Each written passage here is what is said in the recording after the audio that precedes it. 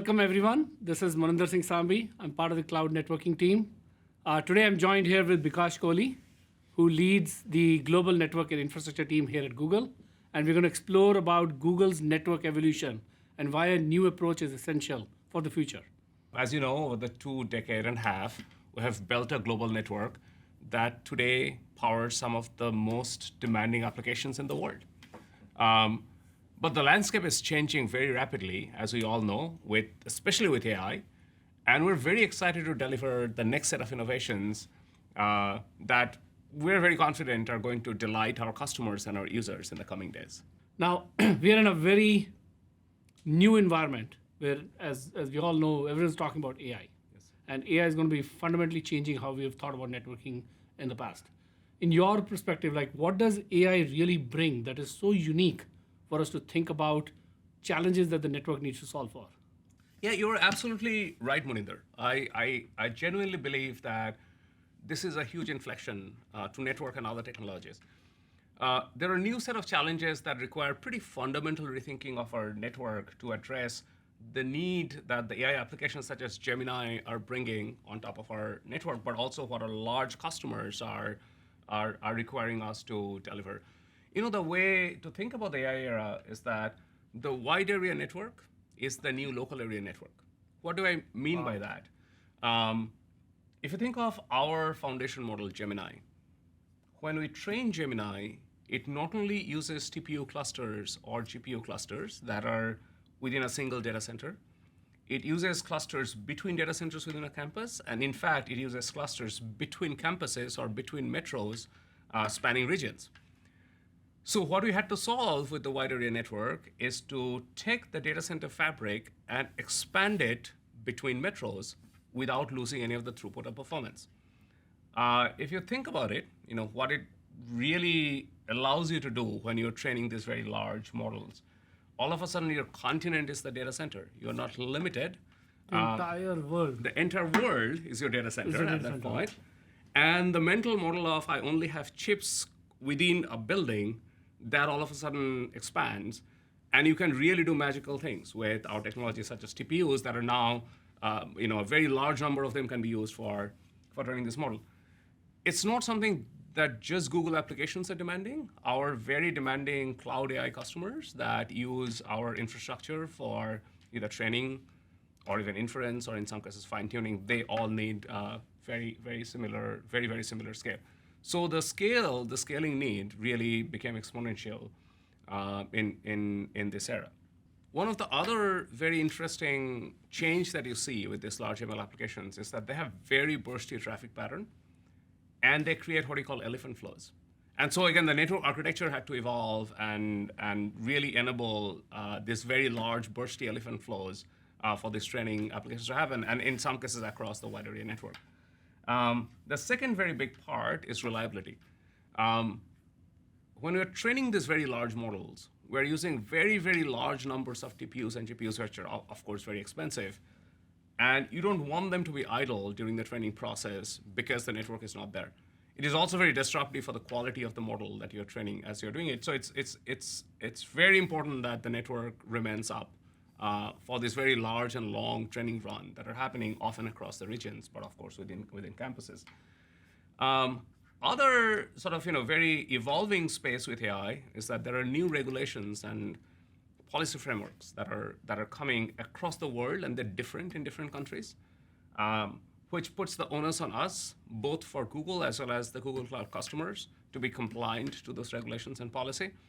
And one way of implementing that is by offering the right level of security and isolation in the network layer, including ensuring that the user data and the customer data are very tightly protected as we do it. And then last but not the least, end of the day, it's all about offering a service to our customers, both Google applications as well as Google Cloud customers, to a quality that delights them. And ultimately, that comes through operational excellence, right? How do we predict an outage before it has happened? How do we take proactive mitigation steps so that our users, our customers, don't perceive an outage that is going on? And in this case, we're actually leveraging our capabilities in AI very directly to address some of those challenges that are coming towards us. Oh, these are really powerful things that we need to solve for. The question that I actually have, and our viewers also will have the same question, is all these innovations that you bring, you're building it for everything. You're building it for search, YouTube, Google Cloud customers. Specifically for Google Cloud customers, how can they benefit from these innovations? The great news is that they're already benefiting from it because many of those innovations that I talked about, we already have them up and running in our production network. And the beautiful part of this is that they are benefiting from it without having to do anything. In most cases, though, they don't even know that these innovations have gone in, except hopefully they have been experiencing much better scale and reliability and performance. Talking about scale, if you think of Google Cloud customers that are either building foundation models on our network, on our infrastructure, or doing fine-tuning or inference, they're all benefiting from this massive exponential scale that we architecturally we actually change how we build the network to hit those scales. Same thing with reliability. Like one quick example of how reliability ultimately leads to peace of mind for our customers. Our audience may very well know of a very large-scale subsea cable outage that happened on the west coast of Africa. We have a subsea cable, out of the many cables that have built around the world, targeted towards offering more resiliency around issues like this. One of our submarine cable called Equiano was the only cable that kept Western Africa connected to the rest of the world. Any of our GCP customers would not experience any of that. In fact, we worked with a lot of our telecom carrier partners to enable them connectivity when outages like this happen. So obviously, our customers benefit from it. And if you think of things like programmability and so on and so forth, these are the underlying capability in the production network that enables the wonderful product that you and your team are building, like service extension, for example, cross-cloud interconnect. Like those all are leveraging the capability that the underlying programmable network and very secure and resilient network that is ultimately offering. So yes, our customers are already benefiting from many of those. I really want to know, and I'm sure our listeners here would also like to know, how have we addressed these challenges with the next generation of Google Global Network? Yeah, look, the Google Global Network has been designed to enable our users, people, and the enterprises to unlock the potential of the AI era. We have focused on a set of key architectural principles, and there are really four that we designed our whole global network on to enable ourselves the AI era. Exponential scalability, beyond nines reliability, fine-grained programmability, and going from automation to autonomy. And they're all very important pillars that had tons of innovations that have gone into making it possible. Oh, so four architecture principles that are going to define what this new Google Global Network is going to be about. Yes.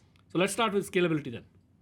What have we done differently that improves overall scalability for our customers? Yes, look, I mentioned before that we had to evolve the global network so that what we can do within our data center fabric, we can now do between metropolitan areas. And one of the key things that we had to do was to take one of the design cues from data center fabrics and really do horizontal scaling for the wide area network. And it is really done by introducing a new architecture called multi-sharded network. And the idea here is that instead of having a single network, we build multiple shards that are fairly independent, but they can now scale horizontally. So when the scaling need came in for some of these large trainings, we basically not only scale the network within a shard, we scale the number of shards that we have in the network. And that's actually a very unique capability for a wide area network. You see them within data center, but this is the first time that we're introducing this into our global network.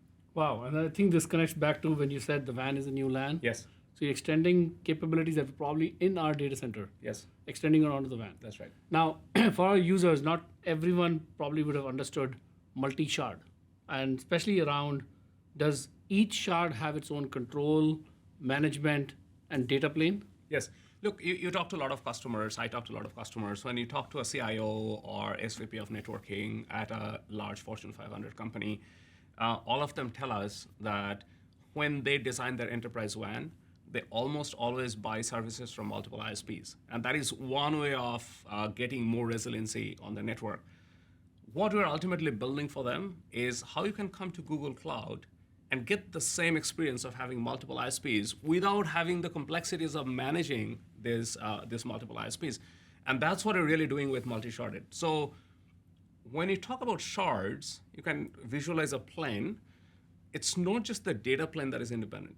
It's the data plane, the control plane, the management plane, including the operations that are independent. And that offers you a level of resiliency that is not found in global backbones like others, especially at our scale. And on top of that, we also have regional isolation. So think of a scenario like this, which anybody who has dealt with network, it is their worst nightmare, and many of us have dealt with this. You release a new software either in your software-defined control plane, or it might be a vendor software release, and there is a latent bug that goes across your network, and your whole network melts down. In this new architecture, what happens is that because the shards are treated as independent, any of the software upgrades, they're done independently. They're actually decorrelated. So generally what would happen is, let's walk with this scenario. Let's say there's a bad bug in our software-defined network system control plane. We roll out this control plane software. We're only going to roll out in one shard, and that too progressive rollout. So imagine that the shard that got this new software, is causing brownout or might even be complete blackout of the traffic. We have introduced another very important technology called protective reroute, where our hosts can detect this kind of network outages, and they can automatically route traffic to all the other remaining shards. Keep in mind that we roll out the software in only one shard, right? So the rest of the shards are all good and healthy. So the traffic automatically moves to other shard. By doing so, what you have just done is what could have been a multi-hour outage for our customers, it's not even perceived as an outage by our customers anymore. And while that's going on, you actually go and gracefully roll back the software that you rolled out in the bad shard. The bad shard now becomes good shard, comes back into operation, and the traffic starts flowing, and nobody has noticed anything. The real powerful thing here, why we call it Beyond 9, it's not just having the average SLM measured that you have. Our goal ultimately is to produce a network where you have contained the blast radius in a way that our customers don't even perceive that there is an outage that has happened in the network. And I think that's really going to delight our customers. How is this, if I was to measure success between how MPLS FRR and other technologies converge versus protective reroute? Yes. What's the advantage that your customers are getting? The biggest innovation in protective reroute is that the rerouting of the traffic happens within a few round trip time delay of a packet in our network. So let's say your round trip delay is 20 milliseconds. You're going to get a complete rerouting of the traffic in a good remaining shard or a good regional shard that is still operating, without applications have to do anything. It just automatically happens to you.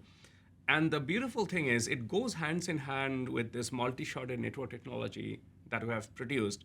The network layer itself is actually not doing the restoration. The hosts are doing the restoration. Wow. The hosts are just taking the traffic and moving them into a different shard as the shard outages have happened. So it's very, very, very fast and highly distributed without relying on any centralized control plane for this restoration to work. I think the third bullet, or the third design principle that you talked about is programmability, right? Yes. Everyone knows about programmability, they think about SDN. Yes. What are we doing above and beyond? Yes, from I an think SDN perspective? as you know, we have been a big believer of SDN for the last 20 plus years. Of course, SDN is core to many things that we do, but the real innovation here is very fine-grained control on how traffic or application can use our network. Imagine you have a customer that have, for whatever regulatory requirement, they have very specific requirement of my traffic can traverse this part of the world and cannot traverse that part of the world. We can program that in just through an intent on the network.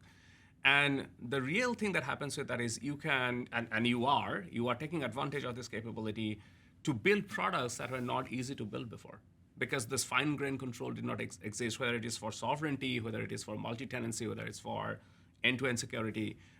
Enormous capability boost in the underlying fabric that you are then productizing.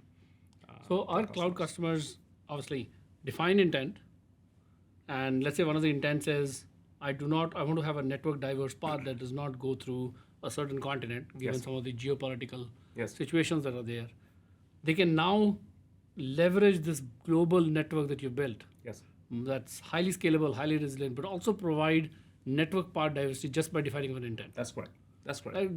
That's almost like the evolution of SDN. That is, I think, that is the natural evolution of SDN. That's the next level of SDN. It's really intent driven, and you can determine what your traffic, how your traffic is using the network, by also restricting what your traffic is not doing on the network in the process.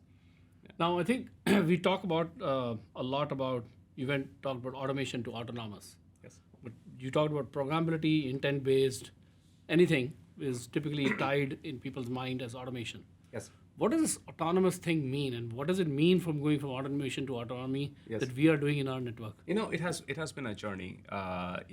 We spent a lot of time in the last decade in going from human driven to machine driven to intent driven, where our network is fully managed by intent.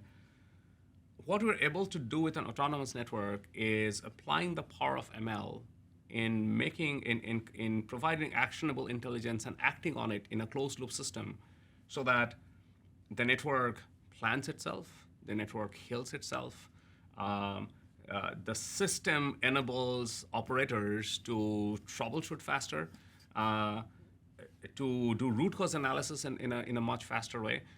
Ultimately, if you look at network, what are customers scared the most about?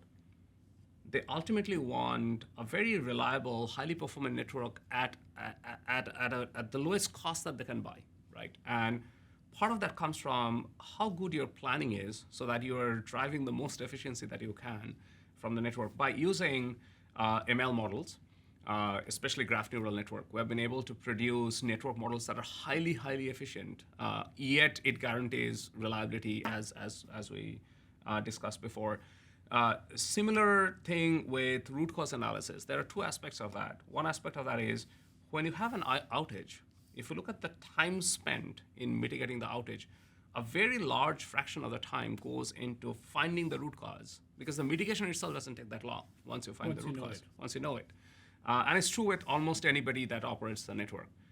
We have made that root cause analysis fully autonomous. Like, we have an ML system that recommends, and in often cases not only recommends the root cause but also recommends action, so that when our SRE team or the operations team are acting, they already have the possible reasons for it, and they can act very, very quickly. So again, the way our customers ultimately benefit from it is that our customers don't want the network to ever go down. Outages are a real thing. It happens in the network. The trick is, how do you get the mean time to mitigate as close to zero as possible, so that it's not an outage for the customers? And ML is becoming very, very powerful in helping us get there. And that's what I really mean by autonomous network. Now, I have two questions for you. One is, I want you to give me examples of, because you talked about how autonomous network can help isolate root cause really fast. That was very hard to do in the past. Give me some examples about where you own your network, this big network that you and your team are running, where you ran into problems and how it helped. Yes. The second one is, you have a team that's actually called the Google Network and Infrastructure team. So for anyone, they would think of them as network engineers, done large-scale network designs, they know how to build reliable networks. But you're almost talking as if, hey, they're almost like ML developers. What is very unique on the ML side that your team has done that allowed you to solve some of these issues? Sure. So let me give you the first example. The worst outages that happens in a network are brownout scenarios where only a small fraction of either your customers or your users or your applications are impacted. It's the long tail, but for them, it's a real bad outage. All of us have had those outages. We have had many of those outages in the network. It was one such scenario where it just so happened that we have a very large commercial router in one of the gateways. It's a transcontinental gateways, and few line cards in those routers were misbehaving. This is one of the hardest problems to troubleshoot, because Very intermittent. You don't know what's happening. Your probes don't pick it up, because probes may not even be going to those line cards as you're doing it. You don't know what is happening. this kind of outages can easily take from hours to some cases days to root cause. We're able to use our AI model to isolate, we call it pinpointing, to isolate this issue to that router and then to those line cards. By the time that SREs went to go and troubleshoot, they already has this recommendations which isolated this to this metro, likely this router, and most likely those line cards. And literally all they had to do was to take those line cards out of the protocol and the problem went away.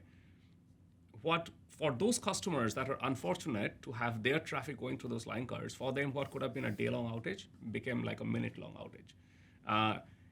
These are sort of the best ways that you really delight your customers, because now they don't experience these issues where it is long conversation with the customer support team and our operations team. Instead, autonomy has taken care of the problem that they're dealing with. And then coming back to the skill set that you need, we have some incredibly smart people in our team that I'm really fortunate to work with every single day. So we have been fortunate and really being able to leverage the great work that's happening across the company.